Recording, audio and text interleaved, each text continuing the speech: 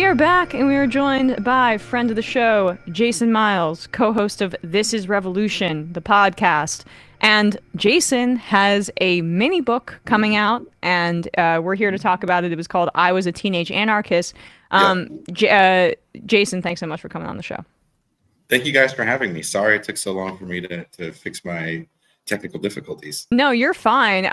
We were supposed to have you on Thursday, but I was sick, so we're happy to have you on now to talk about it. I remember your piece about being about this very topic. What made you decide to make it into a mini book? I was asked by one of the Sublation editors, who's been publishing like small pamphlets, which I really dig, actually, because people don't really read long 300-page books. Not everybody's going to be Matt Leck, sit around and read books all day. Right. Or us for our job. We have to read all these authors that come on. So I really like the small pamphlet idea, especially when it comes to ideas about theory. So he hit me up and he said, even if you have something that you wrote before, I would love to publish it. And I said, well, I have this thing that I really dug. Maybe you'll like it. And I sent it to him and he was like, hell yeah, let's put it out. And we did. And as me being a very unconventional person, I wanted to have a launch party for this mini book pamphlet and invite my rock star friends in a nice intimate setting in the San Francisco Bay Area where I'm from. And we did that this past weekend, which was a lot of fun. Yeah, that stinks that, again, we wanted to have you on to talk about the book launch party, but it did end up passing. However, we can talk a bit about the book. Like, I mean, well, it's all good. Yeah, it's Mexico. Well, I mean, it looks nice. I saw a glimpse of the sky when you were showing us, so I'm pretty jealous. It's so gorgeous right now. All right, keep rubbing it in. Jesus Keep rubbing Christ. it in. So, like, what did you do to kind of flesh out your story here, and Sure. what did you want to convey by making it longer and speaking about this particular time in your life and growing up and how it informs you today?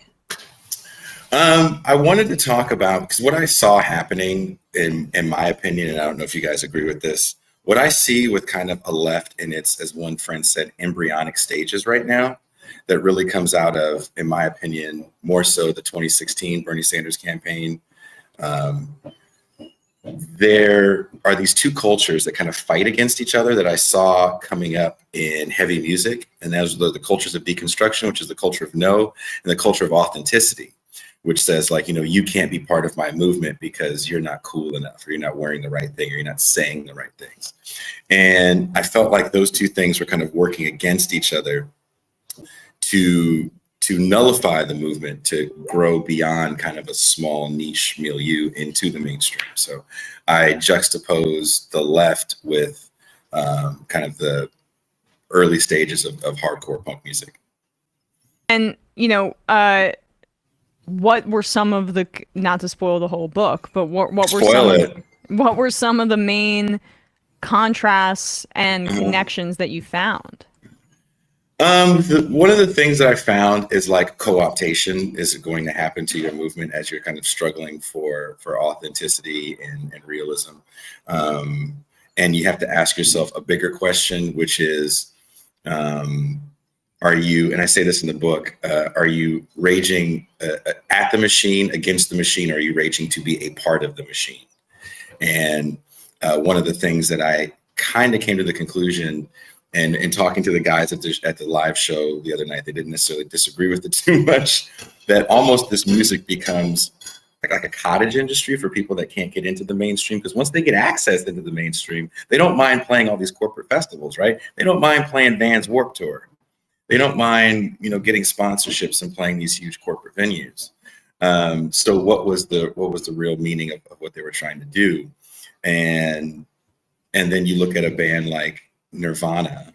Sorry if I'm all over the place.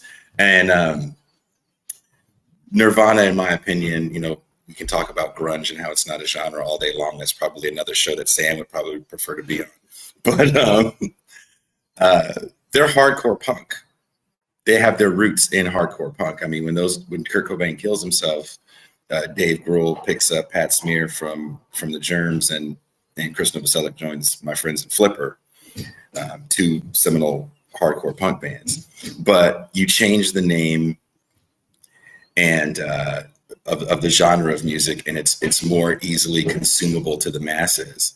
And what you ended up seeing with hardcore punk music through grunge is kind of, we'll take the aesthetic of this music that's supposed to be so subversive and anti-establishment, and we'll sell anti-establishment. Yeah. And now you've commodified it.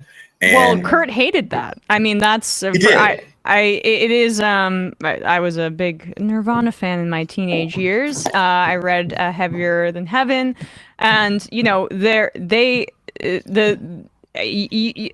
a difference between nihilism and anarchy, or basically being a rebellious artist or someone speaking to these kinds of things. Because Kurt, for example, was very, you know, pro gay, pro these social movements, but also deeply resentful of the like capitalist structures that force them into certain boxes. And I guess that, I mean, that is punk to a degree, but then he didn't mind the record, the major label deal. I mean, he could have stayed at Sub Pop. And right? you can see that like tension, I guess, between wanting that success and then also hating yourself for wanting that success too, that he embodied. I mean, the bigger question is, it's like, why do people have to swear a vow of poverty to be authentic, right? And that's something that happens in our world as well, where if you've reached a certain level of success, now you're no longer authentic. You've been sucked up by the establishment.